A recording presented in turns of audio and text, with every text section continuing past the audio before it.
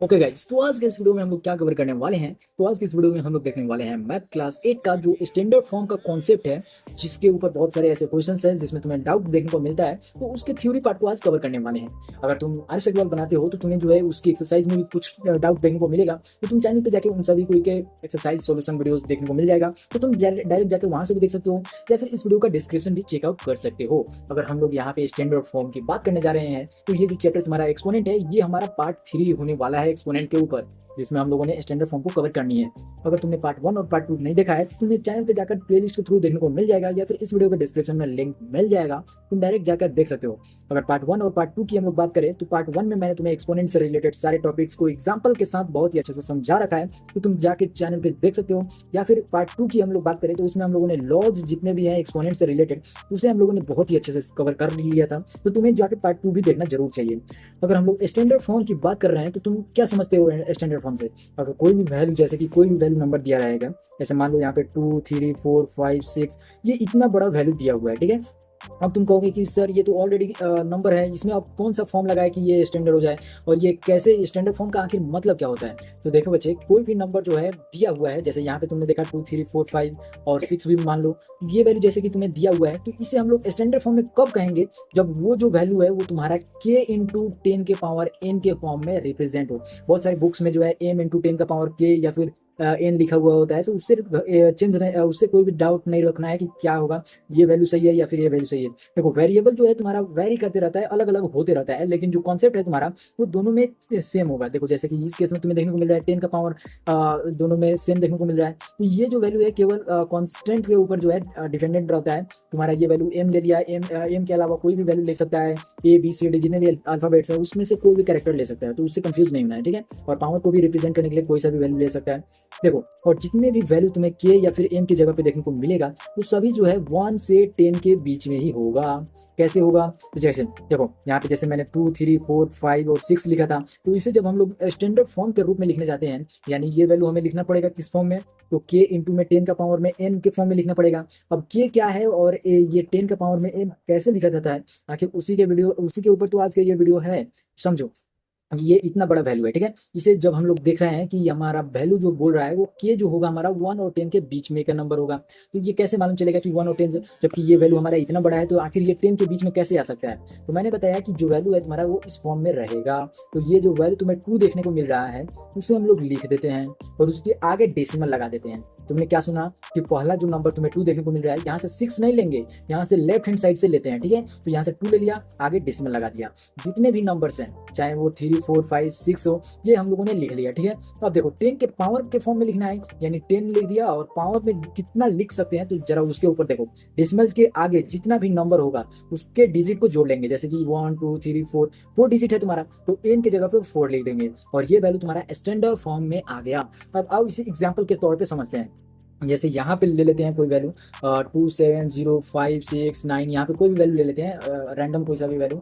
अब मैंने कहा कि इसको स्टैंडर्ड फॉर्म में लिख के दिखाओ, तो जैसा मैंने तुम्हें पहले समझाया, तो उसी तरीके से पहले जो है 2 को ले लेंगे और उसके आगे डेसिमल लगा देंगे। जितने भी वैल्यू बचे उस सभी को उतार देंगे, यहाँ पे 6 9 तक उतार दिया, यहाँ पे लिख देंगे इंटू में 10, और 10 का जो पावर है वो तुम्हारा ये सारे डिजिट जितने भी आएंगे वो लिख देंगे। 1 2 3 4 5 डिजिट है, यानी 5 हो गया 10 के फॉर्म पावर में, और ये वैल्यू जो है ये तुम्हारा स्टैंडर्ड फॉर्म में आता है। अब कहोगे कि सर क्या जरूरत थी इसे हम लोगों को इस तरीके के लिखने के लिए, आखिर मल्टीप्लाई करेंगे तो ये वैल्यू हमारा इसी के फॉर्म में आ जाएगा।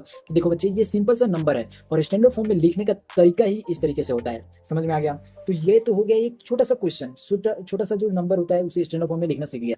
तुम्हें बहुत सारे ऐसे क्वेश्चन देखने को मिलेगा जिसमें जो है 0 अंक तक बहुत ही ज्यादा देखने को मिलेगा, जैसे कि इस तरीके से 3 का पावर, इस तरीके से बहुत सारे जीरोस देखने को मिलेगा। तो इसे हम लोग किस तरीके से लिखेंगे? इसके आगे क्या हम लोग डेसिमल लगा के ये सारी वैल्यू को लिखेंगे? तो देखो, अगर मैं तुम्हें बोलूं कि 10 रुपीज है तुम्हारे पास, तो 1 रुपये में 100 पैसा होता है, तो अगर हम लोग पैसा देखें तो इसमें 0 पैसा हो जाएगा। समझ में आया? तो केवल हम लोग क्या ध्यान में रखते हैं, डेसिमल से पहले वाले वैल्यू को। तो इस केस में जो 0 तुम्हें दिख रहा है, ये तुम्हारा कोई भी वैल्यू मायने नहीं रख रहा है। लेकिन वहीं पे अगर मैं बोलूं कि 10 रुपीज और 49 पैसा है, तो ये जो 49 तुम्हें देखने को मिल रहा है, ये हम लोग पढ़ेंगे किस तरीके से?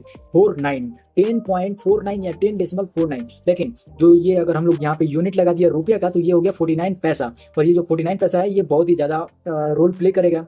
और इसका मायने होगा। लेकिन वहीं पे ये 49 जीरो के इक्वल आ जाए, यानी जीरो जीरो हो जाए, तो केवल हम लोग रुपये का ध्यान में रखते हैं, पैसा हमारा जीरो हो गया यानी कोई भी वैल्यू नहीं है। यानी हम लोग बोल सकते हैं कि डेसिमल के आगे अगर जीरो हो तो उसका हम लोग मायने नहीं रखते हैं, ठीक है। लेकिन अगर यही दो जीरो के बाद अगर कोई वैल्यू सिक्स आ जाए तो ये जो जीरो जीरो है ये मायने रखेगा। कैसे मायने रखेगा? जैसे कि यहाँ पे 6.002 ले लिया, तो ये जैसे ही जीरो हटेगा यहाँ पे हमारा क्या आ जाएगा? 10, और 10 के ऊपर ये 2 3 तीन डिजिट डेसिमल के बाद था तो 3 जीरोस आ जाएगा। यहाँ पे 3 जीरो जो है आ गया 10 के ऊपर, तो ये वैल्यू तुम्हारा इस तरीके से फ्रैक्शन का रूप ले लेगा। तो ये वैल्यू जो है तुम्हें मैंने बताया कि कब मायने रखेगा कब मायने नहीं रखेगा। तो यहाँ पे अगर हम लोग डेसिमल लगाते हैं और इसके बाद ये सारे वैल्यूज को लिखेंगे तो आखिर कोई भी वैल्यू मायने नहीं रखेगा। तो हम लोग इसे डायरेक्ट लिखते हैं किस तरीके से, 3 इंटू 10 का पावर जो है लिख देते हैं, और 3 जो है उसके आगे डेसिमल लग गया, तो डेसिमल के बाद जितने भी डिजिट रहते हैं उन सभी को हम लोग देखते हैं। तो इस केस में 1 2 3 4 5 6 7 डिजिट है, तो 10 का पावर 7 हो जाएगा। और इसी तरीके से जो है हम लोग सारे वैल्यूज को जो है स्टैंडर्ड फॉर्म में लिखते हैं। तो जो तुम्हारा ये कॉन्सेप्ट था ये तुम्हें मैंने बता दिया। अब देखो ये जो तुम 10 का पावर देख रहे हो n,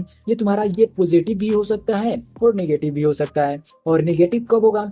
जैसे कि यहाँ पे अगर मैं बोलूँ तो यहाँ पे जितने भी पावर तुम्हें देखने को मिल रहे हैं वो सभी तो पॉजिटिव है, तो आखिर नेगेटिव किस केस में होता है? तो नेगेटिव के लिए क्वेश्चन तुम्हें देखने को मिलेगा कब? जब तुम जाओगे इसके और डीप में क्वेश्चन को सॉल्व करने। जैसे तुम्हें इस प्रकार के क्वेश्चन देखने को मिलेगा, और यहाँ पे जो भी मैंने तुम्हें अभी कॉन्सेप्ट समझाया है, जैसे कि यहाँ पे ये इतना बड़ा, सॉरी, ये जो है तुम्हें इतना बड़ा नंबर था, इसे हम लोगों ने एक छोटे से फॉर्म में लिख लिया, ये डेसिमल हो गया यानी बहुत ही ज्यादा छोटा नंबर हो गया, 2 नंबर हो गया। और वहीं पे कहाँ पे ये वैल्यू जो है तुम देख लो कितना बड़ा वैल्यू है, 1 10 100 1000 10,000 लाख, तो ये 2,70,000 नंबर था, जहाँ पे ये वैल्यू हमारा डायरेक्ट बन गया 2 डेसिमल यानी 2 नंबर हो गया। तो ये बहुत ही छोटा नंबर हो गया। तो इस कॉन्सेप्ट को हम लोग बोलते हैं कि लार्ज नंबर से हम लोग स्मॉल नंबर में कैसे इसे हम लोग जो है लाते हैं, और उसे हम लोग expressing very large number in standard form बोलते हैं। समझ में आ गया?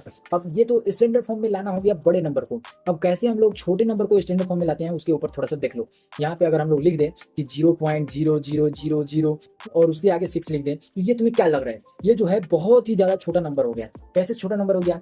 तो ये देखो, अगर तुम 6 लिखो और ये वैल्यू लिखो तो 6 दोनों में देखने को मिलेगा, लेकिन ये जैसे ही तुम डेसिमल हटाओगे तो ये वैल्यू जो है 10 के पावर में जितना डिजिट है वो आ जाएगा, 1 2 3 4 और 5 है, यानी 10 3 और ये गया 4 और ये 5। तो ये तुमने क्या देखा कि जैसे ही ये वैल्यू तुम्हारा आया 10 के तुम्हारा डिनोमिनेटर में 10 के पावर में इतना, या फिर 10 के वैल्यू के साथ इतना, तो ये वैल्यू हो गया इतना ज्यादा छोटा कि तुम जब उसे जूम करके देखोगे तो तुम्हें वो दिखेगा, लेकिन ऐसे देखोगे तो वो बहुत ही छोटा, या फिर तुम्हें माइक्रोस्कोप का भी यूज करना पड़ जाएगा।